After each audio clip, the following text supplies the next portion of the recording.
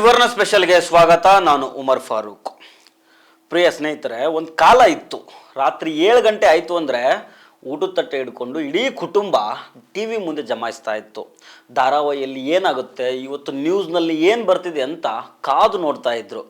ಆದರೆ ಇವತ್ತೇನಾಗ್ತಾ ಇದೆ, ಅಪ್ಪ ಒಂದು ಮೂಲೆಯಲ್ಲಿ ಕೂತು ಮೊಬೈಲ್ ನೋಡ್ತಾ ಇರ್ತಾರೆ, ಅಮ್ಮ ಅಡುಗೆ ಮನೆಯಲ್ಲಿ ಫೋನಲ್ಲಿ ರೆಸಿಪಿ ನೋಡ್ತಾ ಇರ್ತಾರೆ, ಮಕ್ಕಳು ಬೆಡ್ರೂಮ್ನಲ್ಲಿ ಗೇಮು ಅಥವಾ ಯೂಟ್ಯೂಬ್ನಲ್ಲಿ ಬ್ಯುಸಿಯಾಗಿರ್ತಾರೆ. ಆ ಟಿ ವಿ ಮಾತ್ರ ಹಾಲ್ನಲ್ಲಿ ಅನಾಥವಾಗಿ ಧೂಳು ತಿನ್ಕೊಂಡು ಕೂತಿರ್ತದೆ. ಇದು ಕೇವಲ ನಿಮ್ಮ ನನ್ನ ಮನೆ ಕತೆ ಅಷ್ಟೇ ಅಲ್ಲ, ಇಡೀ ದೇಶದ ಕತೆ. ಇದರ ಪರಿಣಾಮ ಎಷ್ಟು ಭೀಕರ ಆಗಿದೆ ಅಂತಂದರೆ, ಕಳೆದ 3 ವರ್ಷಗಳಲ್ಲಿ ಬರೋಬ್ಬರು 50 ಟಿ ವಿ ಚಾನಲ್ಗಳು ಕಣ್ಮರೆ ಆಗಿದ್ದಾವೆ. ಹಾಗಾದರೆ ಯಾವ್ಯಾವ ಚಾನಲ್ ಕ್ಲೋಸ್ ಆಯಿತು, ಈ ಬದಲಾವಣೆಗೆ ಅಸಲಿ ಕಾರಣ ಏನು, ಇವತ್ತು ಈ ಬಗ್ಗೆ ಕಂಪ್ಲೀಟಾಗಿ ಪೋಸ್ಟ್ ಮಾರ್ಟಮ್ ಮಾಡೋಣ. ಆದರೆ ಅದಕ್ಕೂ ಮೊದಲು ನೀವಿನ್ನೂ ನಮ್ಮ ಚಾನಲನ್ನು ಸಬ್ಸ್ಕ್ರೈಬ್ ಮಾಡಿಲ್ಲ ಅಂದರೆ ದಯವಿಟ್ಟು ಸಬ್ಸ್ಕ್ರೈಬ್ ಮಾಡ್ಕೊಳ್ಳಿ. ಹಾಗೆ ಈ ವಿಡಿಯೋವನ್ನು ಕೊನೆ ತನಕ ಮಿಸ್ ಮಾಡದೆ ನೋಡಿ.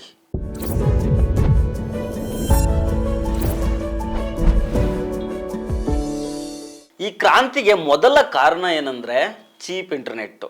ಭಾರತದಲ್ಲಿ ಡೇಟಾ ರೇಟು ಎಷ್ಟು ಕಡಿಮೆ ಆಗಿದೆ ಅಂತಂದರೆ, ಒಂದು ಕಾಲದಲ್ಲಿ ತಿಂಗಳಿಗೆ 1 GB ಬಳಸೋರು ಈಗ ದಿನಕ್ಕೆ 2-3 GB ಬಳಸ್ಕೊಳ್ತಾ ಇದ್ದಾರೆ. ಅದು ಸಾಲ್ತಾ ಇಲ್ಲ. ಮೊದಲು ದೊಡ್ಡ ಕಂಪ್ನಿಗಳು ಕೋಟಿ ಹಣವನ್ನು ಟಿ ವಿ ಆ್ಯಡ್ಗಳಿಗೆ ಸುರಿತಾ ಇದ್ರು. ಆದರೆ ಇವಾಗ ಅವ್ರಿಗೂ ಗೊತ್ತಾಗ್ಬಿಟ್ಟಿದೆ ಜನ ಟಿ ವಿ ನೋಡ್ತಾ ಇಲ್ಲ ಅಂತ.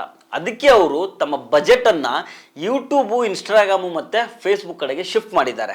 ಯಾವಾಗ ಜಾಹೀರಾತುಗಳು ಕಡಿಮೆ ಆಯಿತೋ ಆಗ ಟಿ ವಿ ಚಾನಲ್ಗಳ ಖಜಾನೆ ಖಾಲಿ ಆಗೋದಕ್ಕೆ ಶುರುವಾಯಿತು.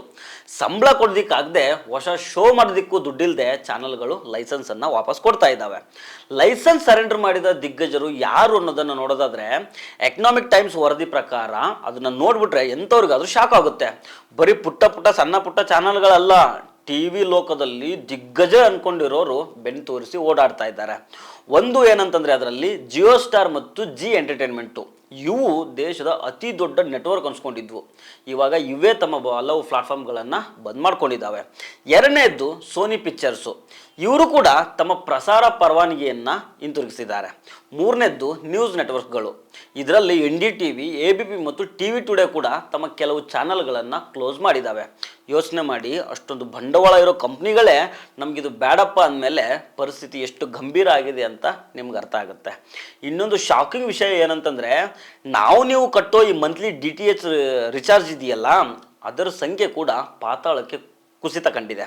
2019ರಲ್ಲಿ ದೇಶದಲ್ಲಿ 7.2 ಕೋಟಿ DTH ಕನೆಕ್ಷನ್ಗಳಿತ್ತು. ಅದು 2024ರಲ್ಲಿ ಬರೀ 6.2 ಕೋಟಿಗೆ ಇಳಿದಿದೆ. ಅಂದರೆ 1 ಕೋಟಿ ಜನ ಟಿ ವಿ ಕನೆಕ್ಷನನ್ನು ಕಟ್ ಮಾಡ್ಕೊಂಡಿದ್ದಾರೆ. ಯಾಕೆ ಹೀಗಾಯಿತು ಅಂತ ಅನಾಲಿಸಿಸ್ ಮಾಡಿ ನೋಡಿದಾಗ ಇಲ್ಲಿ ನಮ್ಮ ಸಮಾಜ 2 ಭಾಗ ಆಗಿದೆ. ಒಂದು ಕಡೆ ಶ್ರೀಮಂತರು ಮತ್ತು ಈ ಸಿಟಿ ಮಂದಿ ಇರ್ತಾರಲ್ಲ, ಅವರು ಲೈವ್ ಟಿ ವಿಗಳು ಅವರಿಗೆ ಕಿರಿಕಿರಿ ಅನ್ನಿಸ್ತಾ ಇದ್ದಾವೆ. ಅವರಿಗೆ ಬೇಕಿರೋದು ಈ ಆ್ಯಡ್ಗಳಿಲ್ದ OTT, ಅಂದರೆ ನೆಟ್ಫ್ಲಿಕ್ಸು, ಪ್ರೈಮ್ ಥರದ್ದು.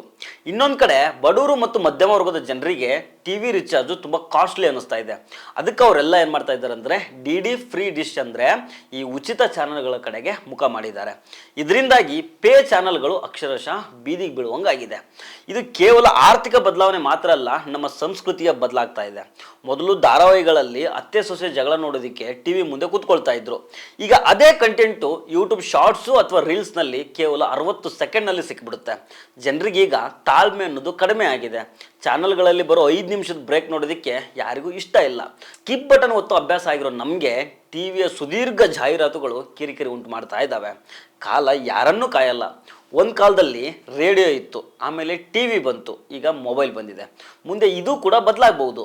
ಆದರೆ ಸದ್ಯಕ್ಕಂತೂ ಟಿ ವಿ ಪೆಟ್ಟಿಗೆಗಳು ಮನೆಯ ಮೂಲೆಯಲ್ಲಿ ಶೋಪೀಸ್ ಆಗೋ ದಿನಗಳು ದೂರ ಕಾಣ್ತಾ ಇಲ್ಲ. ಇದರ ಬಗ್ಗೆ ನಿಮ್ಮ ಅಭಿಪ್ರಾಯ ಏನು? ನಿಮ್ಮ ಮನೆಯಲ್ಲಿ ಇನ್ನೂ ಟಿ ವಿ ಸಂಪ್ರದಾಯ ಇದೆಯಾ, ಅಥವಾ ನೀವು ಕೂಡ ಮೊಬೈಲ್ಗೆ ಅಂದ್ಕೊಂಡಿದ್ದೀರಾ? ಕಮೆಂಟ್ ಬಾಕ್ಸ್ನಲ್ಲಿ ನಮ್ಗೆ ತಿಳಿಸಿ. ಮುಂದಿನ ವಿಡಿಯೋದಲ್ಲಿ ಮತ್ತೆ ಸಿಗೋಣ. ನಮಸ್ಕಾರ.